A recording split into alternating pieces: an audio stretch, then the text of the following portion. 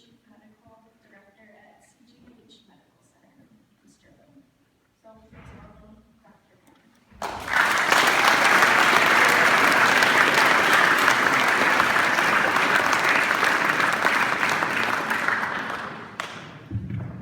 I have to take this out because I can't reach that. Can everybody see me, or do you want me to get up on the stage? Patrick, you can come up here if your hair is taller than me. I'm going to talk to you a little bit about pro-life. You guys are obviously pretty well versed. It's why your parents, and it's why your teachers, and it's why we stay so steadfast in our attempt to keep you guys on track with understanding the bigger things in life as you go out to become adults. Pro-life is a big deal. It's what I do every day. It's not to be taken lightly. From a standpoint of the numbers, they're staggering. In China alone, there's over 63,000 abortions per day. That doesn't mean the Chinese people are bad people. I'm just telling you that the world is solving their issues with population in a way that we don't believe as Christians. It is their solution. It is not something we believe in. But Cassie wouldn't be here if her parents had decided to take her life instead of the road that they chose. She was left to be adopted, to have a life. And she's a real, live, breathing person who is the perfect example of why we feel that that is not something we want to believe in. I get pretty emotional, obviously, because of that. But for 29 years, what I do in the office is I try and help women through their struggles, through their challenges, through their choices. And I think if you really, get me going, I'll get pretty emphatic about this. My opinion is very, very strong, and yours should be too. It's not a political choice. I don't want you to fall into that culture that we've become. Because the argument of taking a choice away from a woman is real. It's not a civil rights issue. You're a person from the time you are conceived. And that is far beyond our ability to interrupt that. So we understand that people have very difficult situations in their lives, but it is not an argument about choice. It's a life. And there is absolutely no way to rationalize whether you take someone's life at the age of 40, why is that wrong? But you can take the life of that person inside because they're defenseless. That's a totally irrational argument.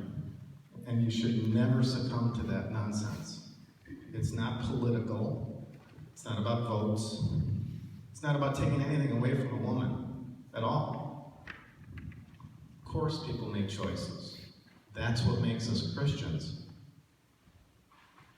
I'm very opinionated because I take care of people every day, and I have never met a woman that doesn't regret that choice, ever, in 29 years.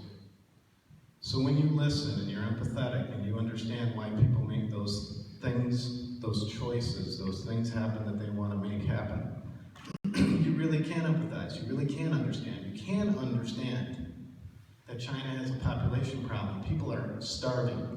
China's not alone. I'm just using that as an example because it's an example that's real for me. These are their ways of solving bigger problems.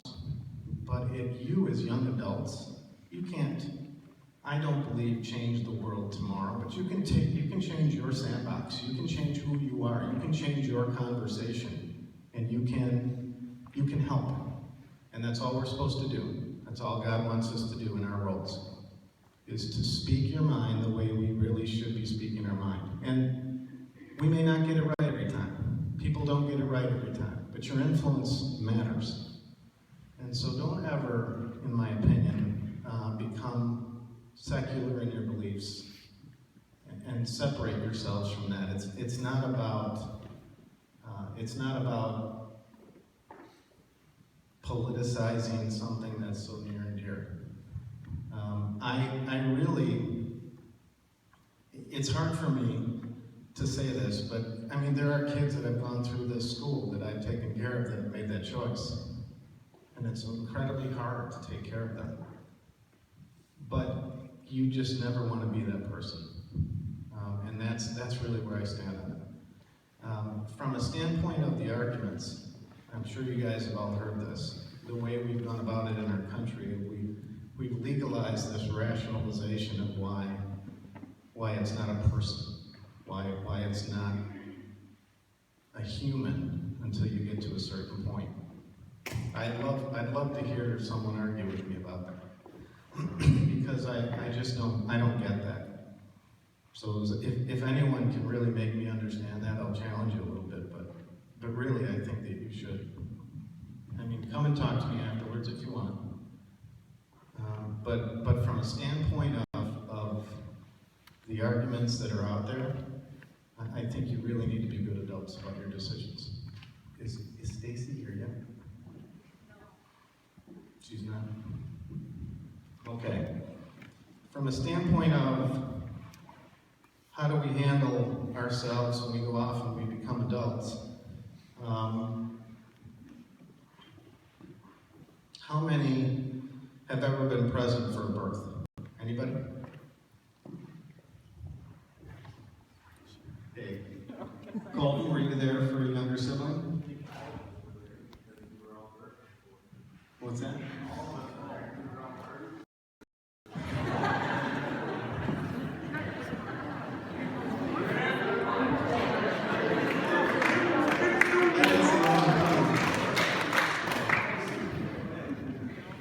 I know some of you know this, that I saw you for the first time, some of you in this room.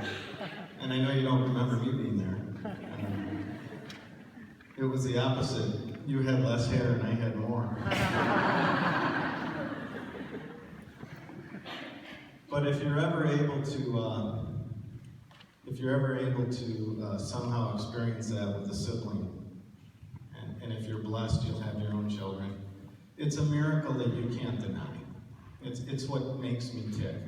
You know, all the razzing I get from the guys that I coach, and oh my God, what does he do all day? Why am I an OB/GYN? All the things, all the jokes that are made. You know, I thought I was going to be a pediatrician, went to medical school, did all my things, and then I did this rotation in OB. I'd never been part of a birth before. I didn't know anything about it. It was like a light switch. And the same thing will happen to you guys if you're blessed and you have children. It's why we get so emotional when we look at our children. It's something that you'll realize. And it's something that will play a role in your heart where you will understand why. When we think of these things in terms of choices, why it doesn't make sense. It truly is a miracle. And if any of you have had family members with unfortunate circumstances, things didn't turn out well, I mean, 99% of the time what I do is a great time. It's a miracle. It's something I go home and hit the pillow and feel great about. Now that I'm not delivering babies anymore, it's something I miss every day. But sometimes things happen that aren't so good. So it does give you a true appreciation. But if you can ever be a part of that process, it is truly amazing. And it really explains what life should be about. And you guys will get there. I'm a little surprised none of you have been present for any siblings or anything like that. Patty, you weren't there? I pick on Patty a little bit just because. From a standpoint of questions, I really would be open to anybody that has a question in their head about this. I know it's tough in a big group. I'm not going to pick on you, Tyler. Don't worry about it. I could, but I won't. What about that crazy Pearl City family? Do you have any questions about that? You sure? Because don't you have like 17 kids in your family or something? How many? 12? Where are you in that? Yeah. I know your mom would have